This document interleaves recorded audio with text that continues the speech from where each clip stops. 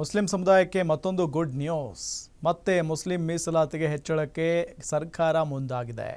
ಗುತ್ತಿಗೆ ಮೀಸಲಾತಿ ಬಳಿಕ ವಸತಿ ಯೋಜನೆಯಲ್ಲೂ ಮೀಸಲಾತಿ ಹೆಚ್ಚಳ. ಮುಸ್ಲಿಂ ಸಮುದಾಯಕ್ಕೆ ಮತ್ತೊಂದು ಗುಡ್ ನ್ಯೂಸ್ ಇದು.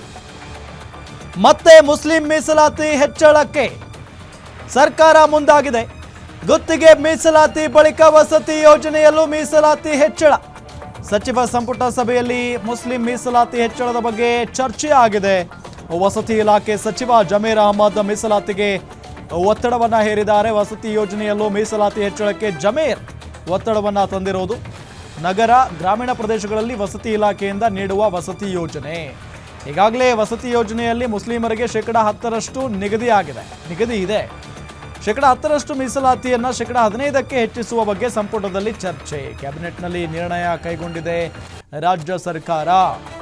ವಸತಿ ಇಲಾಖೆಯ ಪ್ರಸ್ತಾವನೆಗೆ ಸಂಪುಟ ಅನುಮೋದನೆಯನ್ನ ಮಾಡಿರುವುದು ಮುಸ್ಲಿಂ ಸಮುದಾಯಕ್ಕೆ ನಿಜಕ್ಕೂ ಕೂಡ ಗುಡ್ ನ್ಯೂಸ್ ಇದು. ಮುಸ್ಲಿಂ ಮೀಸಲಾತಿ ಹೆಚ್ಚಳಕ್ಕೆ ಈಗ ಸರ್ಕಾರ ಮುಂದಾಗಿರೋದು. ಒಂದು ಬಾರಿ ಅಂತೂ ದೊಡ್ಡ ಮಟ್ಟದ ಒಂದು ಪ್ರತಿಭಟನೆಗಳಾದವು. ಗುತ್ತಿಗೆ ಮೀಸಲಾತಿ ವಿಚಾರಕ್ಕೆ ಸಂಬಂಧಪಟ್ಟಂತೆ ಅಂದರೆ ವಿರೋಧ ಪಕ್ಷಗಳು ಅಂತೂ ಇದರ ಬಗ್ಗೆ ಭಾಳಷ್ಟು ಧ್ವನಿಯನ್ನು ಎತ್ತಿದ್ವು. ಆದರೂ ಕೂಡ ಸರ್ಕಾರ ಅನುಮೋದನೆಯನ್ನು ನೀಡಿತು. ಅದಾದ ನಂತರ ಈಗ ವಸತಿ ಯೋಜನೆಯಲ್ಲೂ ಕೂಡ ಮೀಸಲಾತಿ ಹೆಚ್ಚಳ ಮಾಡೋದಕ್ಕೆ ಒಪ್ಕೊಂಡಿದೆ ಸಂಪುಟ ಅನ್ನೋದು ಗೊತ್ತಾಗ್ತಾ ಇದೆ. ಸಚಿವ ಸಂಪುಟ ಸಭೆಯಲ್ಲಿ ಮುಸ್ಲಿಂ ಮೀಸಲಾತಿ ಹೆಚ್ಚಳದ ಬಗ್ಗೆ ಚರ್ಚೆ ಆಗಿದೆ. ಭಾಳ ಪ್ರಮುಖವಾಗಿ ವಸತಿ ಇಲಾಖೆ ಸಚಿವ ಜಮೀರ್ ಅಹಮದ್ ಖಾನ್ ಮೀಸಲಾತಿಗೆ ಒತ್ತಡವನ್ನು ಹೇರಿದ್ರಂತೆ ಮುಖ್ಯಮಂತ್ರಿಗಳ ಮೇಲೆ. ವಸತಿ ಯೋಜನೆಯಲ್ಲೂ ಮೀಸಲಾತಿ ಹೆಚ್ಚಳಕ್ಕೆ ಜಮೀರ್ ಒತ್ತಾಯವನ್ನು ಮಾಡಿದ್ರಂತೆ. ನಗರ ಗ್ರಾಮೀಣ ಪ್ರದೇಶಗಳಲ್ಲಿ ವಸತಿ ಇಲಾಖೆಯಿಂದ ನೀಡುವಂಥ ವಸತಿ ಯೋಜನೆ, ನಗರ ಮತ್ತು ಗ್ರಾಮೀಣ ಪ್ರದೇಶಗಳಲ್ಲಿ ವಸತಿ ಇಲಾಖೆಯಿಂದ ವಸತಿ ಯೋಜನೆ ನೀಡಬೇಕು. ಈಗಾಗಲೇ ವಸತಿ ಯೋಜನೆಯಲ್ಲಿ ಮುಸ್ಲಿಮರಿಗೆ 10% ನಿಗದಿ ಇದೆ. ವಸತಿ ಯೋಜನೆಗಳಲ್ಲಿ ಮುಸ್ಲಿಮರಿಗೆ ಅಂತಾನೆ 10% ನಿಗದಿ ಇದೆ ಮೊದಲಿನಿಂದಲೂ.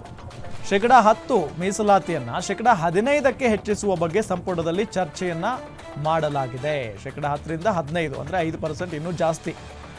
ಕ್ಯಾಬಿನೆಟ್ನಲ್ಲಿ ನಿರ್ಣಯ ಕೈಗೊಂಡಿದೆ ರಾಜ್ಯ ಸರ್ಕಾರ ಅನ್ನೋದು ಗೊತ್ತಾಗ್ತಾ ಇರುವಂತಹ ವಿಚಾರ. ವಸತಿ ಇಲಾಖೆಯ ಪ್ರಸ್ತಾವನೆಗೆ ಸಂಪುಟ ಅನುಮೋದನೆಯನ್ನ ಕೊಟ್ಟಿದೆ. ಡೀಟೇಲ್ಸ್ ಕೊಡ್ತಾರೆ ನಮ್ಮ ರಿಪೋರ್ಟರ್ ದುರ್ಗೇಶ್. ಗುತ್ತಿಗೆ ಮೀಸಲಾತಿ ವಿಚಾರಕ್ಕೆ ಸಂಬಂಧಪಟ್ಟಂತೆ ದೊಡ್ಡ ಮಟ್ಟದ ಜಟಾಪಟಿ ಆಯಿತು. ಈಗ ವಸತಿ ವಿಚಾರ ಸಂಪುಟ ಓಕೆ ಅಂದಿದೆಯಾ? ಡೀಟೇಲ್ಸ್ ಕೊಡ್ತಾ ಹೋಗೋದಾದ್ರೆ.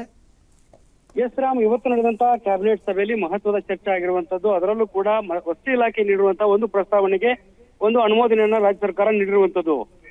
ರಾಜ್ಯದಲ್ಲಿರುವಂತಹ ಸಾಕಷ್ಟು ಮುಸ್ಲಿಂ ವಸತಿ ಇಲಾಖೆಯಲ್ಲಿ ಬರುವಂತಹ ಮನೆಗಳಿದಾವೆ. ಆ ಮನೆಗಳಿಗೆ ಒಂದು ಮುಸ್ಲಿಮರಿಗೆ ಮೀಸಲಾತಿ ಅಡಿ ಅವಕಾಶವನ್ನ ಮಾಡಿಕೊಡ್ಬೇಕು ಅನ್ನೋ ನಿಟ್ಟಿನಲ್ಲಿ ರಾಜ್ಯ ಸರ್ಕಾರ ಒಂದು ನಿರ್ಧಾರವನ್ನ ತೆಗೆದುಕೊಂಡಿರುವಂತದ್ದು.